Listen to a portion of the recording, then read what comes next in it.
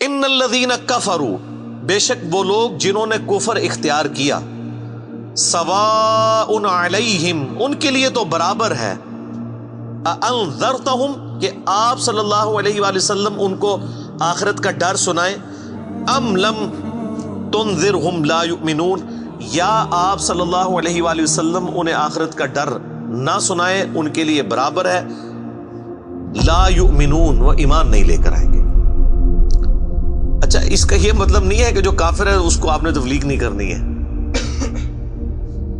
تو یہ کتاب ہدایت پوری انسانیت کے لیے، ھدی للناس وبینات من الہدی والفرقان، اس میں امپلائڈ ہے ان الذین کفروا، بے شک وہ لوگ جنہوں نے کفر اختیار کیا ہے، جان بوجھ کے آنکھیں بند کی ہوئی ہیں، جس کو ڈاکٹر اسرار صاحب رحمہ اللہ تعالیٰ بڑی پیاری بات کرتے تھے کہ جو شخص سویا ہوا ہے اس کو تو آپ جگا سکتے ہیں، اور جو آنکھیں بند کر کے لیٹا ہوا ہے اس کو کوئی نہیں اٹھا سکتا، کیونکہ وہ پہلے ہی جاگ رہا ہے، جاگنا چاہتا نہیں ہے۔ تو ایسا شخص جس کے اوپر حق اور باطل واضح ہو چکا ہو، اس کے باوجود وہ جان بوجھ کے کفر کی روش اختیار کرے، اس کے لیے قرآن میں کوئی ہدایت نہیں ہے۔ یہ بڑا خطرناک معاملہ ہے۔ تو اس سے مراد وہ کافر ہے کہ جو حق جاننے کے باوجود جان بوجھ کے اپنی قبیلے کی حمایت کے اندر، اپنی نسلی تعصب کے اندر،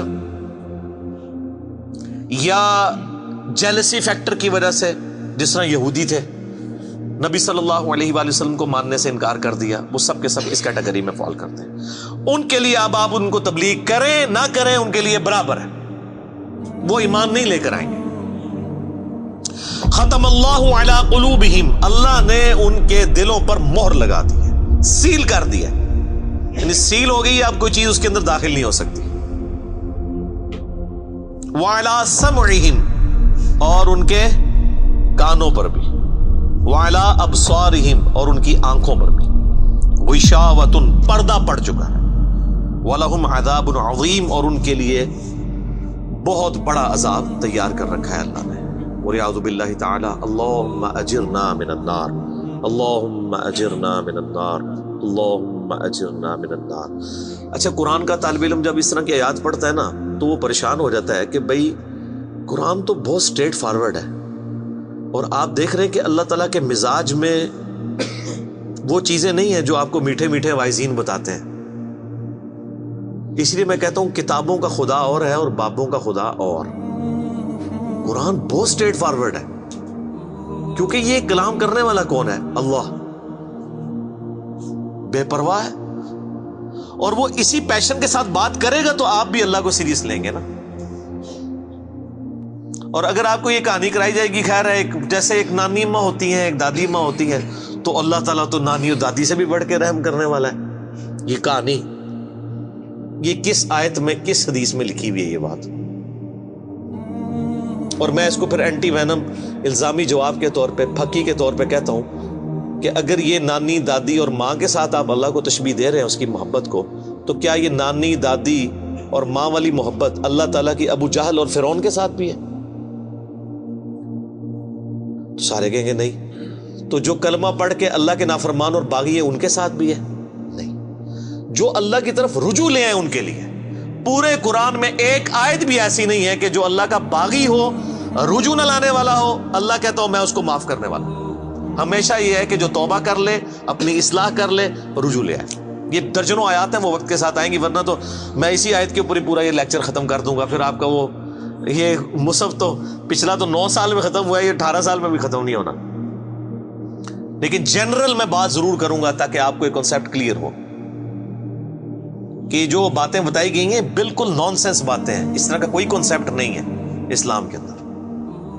ایک میرا یوٹیوب پہ کلپ بھی ہے، اللہ کی رحمت سے دھوکا، وہ آپ کلپ دیکھیں، میں نے اس میں کراس ریفرنس کے طور پہ کئی آیات پیش کی ہیں کہ یہ آپ کو بالکل کہانی کرائی گئی ہے۔ اللہ تعالیٰ اپنے معاملات میں بہت سخت ہے۔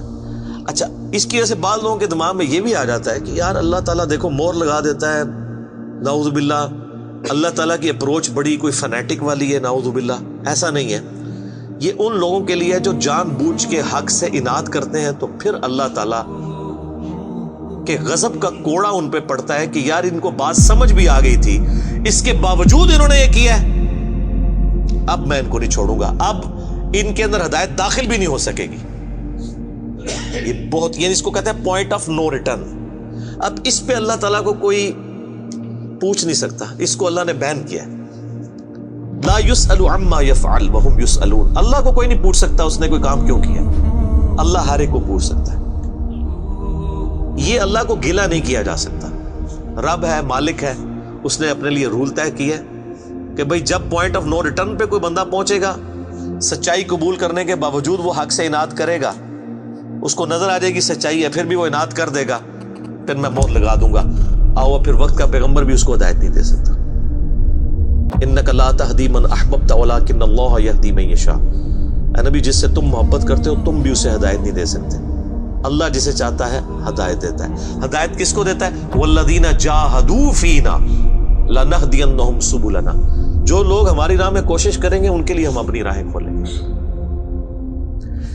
اس کائنات کی سب سے ایلیٹ چیز ایمان ہے، جس کے اوپر ہمیشہ کی کامیابیوں اور ناکامیوں کا فیصلہ ہونے والا ہے. تو آپ کیا سمجھتے ہیں کہ آپ کو یہ راہ چلتے فٹ پاتھ پہ گری پڑی مل جائے گی؟ اس کے لیے کوئی ایفرٹ پٹ نہیں کرنی پڑے گی. اور دنیا میں جس چیز کی منفعت چند سالوں کے لیے ہو وہ بھی اتنی ایفرٹ پٹ کرنے کے بعد ملتی ہے، اور جس سے ہمیشہ کی کامیابیاں آپ کا مقدر ہونے والی ہیں، آپ سمجھتے ہیں کہ وہ آپ کو چنگے جی لگ جائے گی، مفت میں ہی مل جائے گی؟ نہیں، ناٹ ایٹ آل.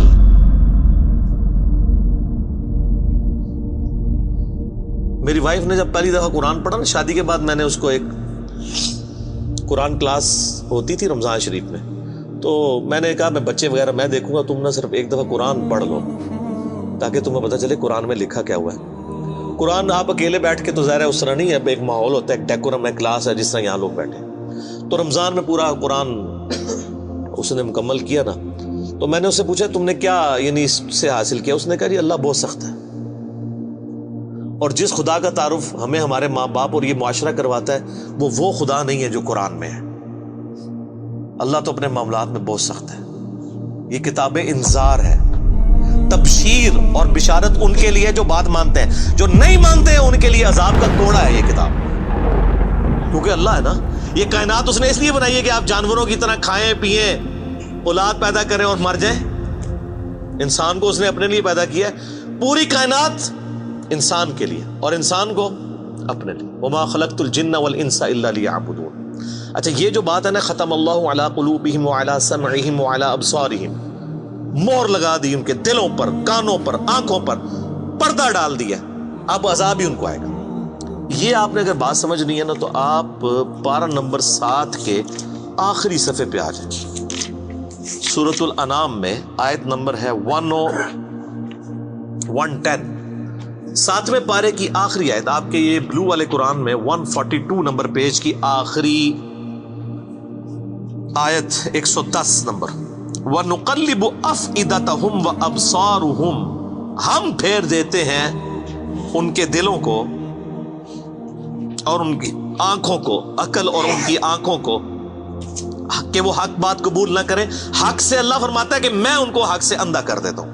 کما لم یؤمنوا به اول مرہ، جس طرح کہ انہوں نے بھی تو پہلی دفعہ جب ان کے اوپر حق کھلا تھا انہوں نے ایمان لانے سے روح گردانی کی تھی نا، اب یہ چاہیں گے بھی نہ تو میں ان کو اسلام کی طرف نہیں آنے دوں. وَنَذَرُهُمْ فِي طُغْيَانِهِمْ يَعْمَهُونَ، اور میں ان کو چھوڑ دوں گا اپنی سرکشی میں بھٹکتے پھریں. وَلَوْ أَنَّنَا نَزَّلْنَا إِلَيْهِمُ الْمَلَائِكَةَ، اور اب اگر فرشتے بھی ان کے سامنے نازل ہوں، وَكَلَّمَهُمُ الْمَوْتَى، اور مردے قبروں سے نکل کے ان کے ساتھ بات کرنا شروع کر دیں. وَحَشَرْنَا عَلَيْهِمْ كُلَّ شَيْءٍ قُبُولًا، اور ہر چیز جن کا ان سے وعدہ کیا تھا ان کی آنکھوں کے سامنے آ جائے، قیامت بھی، عذاب بھی، سب کچھ بھی. مَا كَانُوا لِيُؤْمِنُوا، پھر بھی ایمان نہیں لے کے. یہ ہے سر کتابوں کا خدا. یہ نانی اماں، دادی اماں اور ماما نہیں ہے، یہ اللہ ہے. کتنی سختی ہے کہ فرشتے بھی. اب مجھے بتائیں کسی سے مردہ نکل کے قبر سے کہے کہ میری تو پھینٹی لگ گئی ہے، آپ کو تو پوری زندگی نیند نہیں آنی ہے، لیکن اللہ فرما رہا ہے پھر بھی ایمان نہیں لے کے آئیں گے. کر لو جو کر، یہ اللہ کہہ رہا ہے. آمین. الا ان یشاء اللہ، ہاں اگر اللہ ہی چاہے زبردستی کسی کو اس طریقے سے ہدایت دے تو وہ الگ بات ہے. ولیکن اکثرہم یجہلون، لیکن اکثر لوگ جہالت کا شکار ہیں. وہ اپنی وشفل تھنکنگز کے اندر، امانیہم جنہیں کہا گیا ہے، وہ ان میں پھر رہے ہیں، پھرتے رہے۔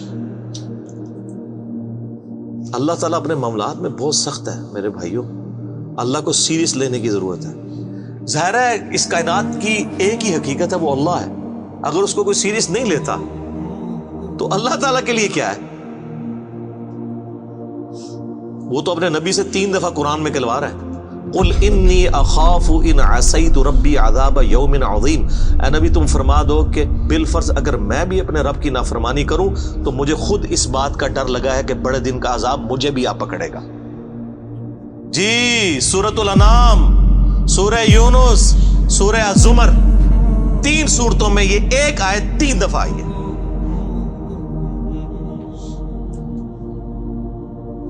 آپ مجھے بتائیں، جو آپ کو کہتے ہیں جناب ہم بخشوا لیں گے، ہم اپنے مریدوں کو لے جائیں گے، اور تو انہوں کھنگن نہیں دینا کسی نے ہوتے، تو یہ اس لیے کہ نہ انہوں نے خود قرآن پڑھا ہوا ہے اور نہ آپ کو پڑھنے دیں گے، ورنہ آپ کا دماغ کھل جائے۔ او جی گاڈ از آل لونگ، یہ کرسچنز نے بھی ایک دھوکہ دیا ہے نا، گاڈ از آل لونگ، تو میں نے ان کو بھی پھکی دی تھی کہ اگر گاڈ از آل لونگ ہے اور وہ آل لونگ کا کانسیپٹ پھر صوفیاء کے ہاں ادھر مسلمانوں میں بھی داخل ہوا، وہ جی اللہ کو ہماری نمازیں چاہیے، اور سر اللہ نے کب کہا مجھے تمہاری نمازیں چاہیے؟ اللہ کہتا ہے تمہیں تمہارے لیے نمازیں چاہیے، اللہ کے لیے نہیں، اپنے لیے۔ گاڈ از آل لونگ، او آل لونگ اس کے لیے ہے جو اس کا بندہ بن جائے گا، باغی کے لیے نہیں۔ تو پھر میں نے ان کو دنیاوی طور پہ ایک الزامی جواب، اینٹی وینم پھکی دی ہے کہ بتاؤ تمہارے دشمن کی بھی بیوی ہو اگر کوئی، اور اس کے چھوٹے چھوٹے 4 بچے ہوں، کیا تم اپنے دشمن کے لیے خواہش رکھو گے کہ اس کی بیوی چھوٹے چھوٹے 4 بچے چھوڑ کے مر جائے اور اس کے بچے سوتیلی ماں کے ہاتھوں پٹتے رہے، ان کے مینٹل ماڈلز تک بدل جائیں؟ سارے کہیں گے نہیں نہیں جی، کیوں نہیں؟ دل پسیجتا ہے۔ اچھا آپ کا دل پسیجتا ہے اور آپ نے ہمیں یہ کہانی کرائی ہے کہ اللہ تعالیٰ ماں سے اتنے گنا اور دادی سے اتنے گنا اور نانی سے اتنے گنا محبت کرتا ہے، تو وہ اللہ روزانہ ہزاروں ایسی عورتوں کو موت کیوں دیتا ہے جن کے 4 چھوٹے چھوٹے بچے ہوتے ہیں؟ اس پہ ساروں کی زبانیں گنگ ہو جاتی ہیں۔ اگر وہ آل لونگ ہے کیوں موت دیتا ہے؟ آپ تو اپنے دشمن کی بیوی کو بھی موت نہ دیں، وہ روزانہ ہزاروں ایسی ماؤں کو موت کیوں دیتا ہے جن کے چھوٹے چھوٹے بچے ہوتے ہیں؟ اس کا مطلب ہے آپ نے جو احساسات ڈیولپ کیے ہوئے ہیں کہ اللہ اپنے بندوں کے ساتھ یہ کرتا ہے، وہ نہیں ہے۔ اللہ اپنے احساسات کا اسیر نہیں ہے، اللہ کے وہ جذبات نہیں ہیں جو آپ کے ہوتے ہیں، وہ بے پرواہ ہے۔ ہاں جو اس کا ہو جائے نا اس کے لیے معاملہ الگ ہے۔ وہ صحیح بخاری میں حدیث ہے کہ جس نے میرے ولی کے ساتھ دشمنی کی میرا اعلان جنگ ہے اس کے خلاف، اور انسان میرا قرب نہیں حاصل کرتا مگر فرائض کے ذریعے اور نوافل پہ استقامت کے ذریعے اس لیول پہ پہنچ جاتا ہے کہ میں اس کے ہاتھ بن جاتا ہوں جس سے وہ پکڑتا ہے، میں اس کے کان بن جاتا ہوں جس سے وہ سنتا ہے، میں اس کی آنکھیں بن جاتا ہوں جس سے وہ دیکھتا ہے، میں اس کے پاؤں بن جاتا ہوں جس سے وہ چلتا ہے۔ اچھا ادھر ہی حدیث روک دیتے ہیں صوفیاء اور وہ کہتے ہیں نہیں وہ خود ہی خدا بن گیا، ایتھوں ہاتھ پائے گا انجو ہو جائے گا۔ وہ آگے پڑھو کیا لکھا ہوا ہے، وہ جب اپنے دشمن کے اگینسٹ مجھ سے پناہ طلب کرتا ہے میں اسے پناہ عطا کرتا ہوں۔ اگر وہ اللہ ہی سے پناہ طلب کر رہا ہے تو وہ پھر ہاتھ مارنے جو تو نا یہ ہاتھ بن جاتا ہوں، پاؤں بن جاتا ہوں، کان بن جاتا ہوں، اس سے مراد یہ کہ اس کا اوڑھنا بچھونا پھر میں ہی بن جاتا ہوں۔ قل ان صلاتی و نسکی و محیای و مماتی للہ رب العالمین، اے نبی تم فرما دو بے شک میری نماز، میری قربانی، میرا جینا، میرا مرنا سب اللہ کے لیے۔ اوڑھنا بچھونا اللہ بن جاتا ہے۔ اس حدیث کے آگے الفاظ ہیں، اللہ تعالیٰ فرماتا ہے مجھے کبھی کسی معاملے میں ہچکچاہٹ نہیں ہوتی سوائے ایک معاملے کے کہ جب مجھے اپنے کسی مومن بندے کو موت دینی پڑتی ہے۔ اللہ کہتا ہے میں بھی اس پہ ریلیکٹڈ ہوتا ہوں، کیوں؟ میرا بندہ موت کو ناپسند کرتا ہے۔ ظاہر ہے موت تو کسی کو بھی پسند نہیں ہے، انسان زندہ رہنا چاہتا ہے، اور یہ اللہ نے انسان کی کوالٹی رکھی ہے کہ اسے زندہ رہنے کی خواہش ہے۔ اسی لیے اولیاء اللہ بھی جب خطاب کر رہے ہو نا وہاں پہ اسپیکر پھٹ جائے تو وہ بھی یوں کر جاتے ہیں، لا خوف علیہم ولا هم یحزنون۔ کیوں کرتے ہیں؟ یہ نیچرل اللہ نے رکھا ہوا ہے۔ کسی اولیاء اللہ کو کہنا یہ سامنے یہ بٹ صاحب کے پاس جو بندوق بڑی خطرناک سی انہوں نے تانی ہوئی ہے، کسی اولیاء اللہ کو کہنا پڑھ لے کلمہ میں چلان لگاؤں، تو آپ دیکھ لیں اس کی کیا حالت ہوگی۔ یہ اللہ نے نیچرل رکھا ہوا ہے۔ موت تو اللہ فرماتا ہے کہ میں بھی ریلیکٹڈ ہوتا ہوں، وہ اپنی موت کو ناپسند کر رہا ہوتا ہے اور میں اسے موت دے کے اپنے پاس لانا چاہتا ہوں۔ پھر کیا ہوتا ہے؟ پھر تو وہ قرآن پاک میں سورہ حمیم سجدہ میں ہے نا کہ ایسے لوگوں میں پھر فرشتے نازل ہوتے ہیں، ان کو بشارت دیتے ہیں موت کے وقت. اور پھر سنن ابی داؤد میں، سنن نسائی میں بڑی ڈیٹیلڈ احادیث ہیں کہ جب ایمان والے کی موت کا وقت قریب آتا ہے تو باقاعدہ اس کو آمادہ کیا جاتا ہے کہ وہ خود کہ میں مرنا ہے. وہ جب سب کچھ دیکھتا ہے وہ کہتا ہے ٹھیک ہے جان دو. پہلے نہیں کہتا جان دو. بڑا مشکل کام ہے. پہلے کہنا کہ جان دو تو حضرت موسیٰ علیہ السلام تھپڑ کیوں مارتے ہیں اسرائیل کو؟ میرا وہ بھی کلپ چڑھا ہے نا بخاری مسلم میں حدیث ہے جو. تو یہ بہت سینسٹیو ایشو ہے. اللہ تعالیٰ کے بارے میں آپ اپنے دماغ کھول لیں. یہ آپ وہ کتاب کھول رہے ہیں جو بابوں کی لکھی ہوئی نہیں ہے کتاب. یہ اللہ کی نازل کردہ کتاب ہے. اس کو اسی طریقے سے سمجھنا ہے. شروع میں ہی آپ کا کانٹا نکل جائے گا تو آپ کو آگے قرآن سمجھنا آسان ہوگا. اللہ کے مزاج کو سمجھنا ہے آپ نے. اور یہ دماغ میں بات طے کر لینی ہے کہ بابوں کا خدا اور ہے اور کتابوں کا خدا اور. یہ آپ جو پڑھ رہے ہیں نا یہ وہ خدا ہے جس کا تعارف محمد رسول اللہ صلی اللہ علیہ وآلہ وسلم نے آپ کو کروایا. یہ وہ خدا ہے جس کا تعارف پیغمبروں نے کروایا اور پیغمبروں نے ان کتابوں کے ذریعے کروایا جو اللہ نے ان پہ نازل کی تھی. یہ مولانا روم کے مثنوی شریف والا خدا نہیں ہے، یہ قرآن شریف والا خدا ہے. وہ کہتے ہیں وہ مثنوی مولانا روم جو ہے وہ فارسی کا قرآن ہے. استغفر اللہ تو بولی ایڈیاں کہانیاں، ایڈے جھوٹ، اتنی انبیاء کی گستاخانہ واقعات اس کے اندر ہیں اور اس کو کہتے ہیں فارسی کا قرآن ہے. سر فارسی کا قرآن وہی ہوگا جو قرآن کا ترجمہ فارسی میں شاہ ولی اللہ دہلوی نے کیا ہوا ہے. باقی وہ کہانیاں لکھتا رہے وہ قرآن نہیں بنتا.